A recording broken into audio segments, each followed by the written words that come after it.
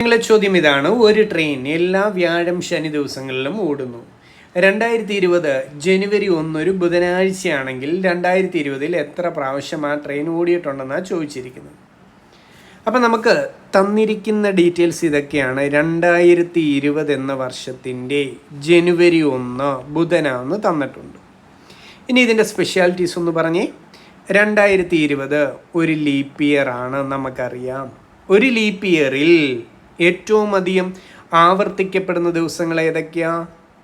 ഒരു ലീപ്പ് ഇയറിൽ ഏറ്റവും അധികം ആവർത്തിക്കപ്പെടുന്ന ദിവസങ്ങൾ അതിൻ്റെ ജനുവരി 1 ജനുവരി 2 എത്ര തവണ ആവർത്തിക്കുമെന്ന് ചോദിച്ചാൽ 53. ലീപ്പ് ഇയറിൻ്റെ കഥയാണ്. ഒരു ലീപ്പ് ഇയറിൽ ഏറ്റവും അധികം ആവർത്തിക്കപ്പെടുന്ന ദിവസങ്ങൾ അതിൻ്റെ ഫസ്റ്റ് 2 days ആണ് ജനുവരി 1 ജനുവരി 2. എത്ര തവണ ആവർത്തിക്കുന്നു വെച്ചാൽ 53 തവണ.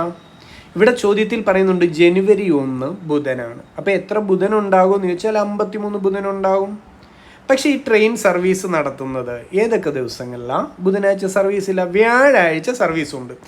ജനുവരി 1 ബുധനാണെങ്കിൽ എൻ്റെ കുട്ടികൾക്ക് ഉറപ്പിക്കാൻ ജനുവരി 2 വ്യാഴമാണ്.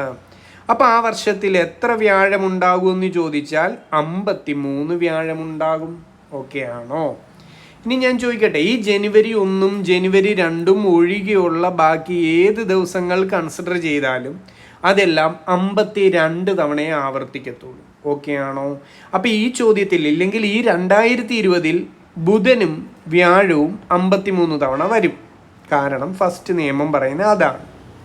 ഇനി ഇവരൊഴികെ വേറെ ആരെ കൺസിഡർ ചെയ്താലും അവരെല്ലാം 52 ദിവസമേ വരുത്തുള്ളൂ. ട്രെയിൻ ഓടുന്ന വേറൊരു ദിവസം ഏതെന്ന് ചോദിച്ചാൽ അത് ശനിയാഴ്ചയാ, സാറ്റർഡേയാ. ബുധനും വ്യാഴവും ഒഴികെ ഇനി ഏത് ദിവസത്തിനെ കൺസിഡർ ചെയ്താലും അത് എത്ര തവണ ആവർത്തിക്കത്തുള്ളൂ? 52 തവണ ആവർത്തിക്കത്തുള്ളൂ.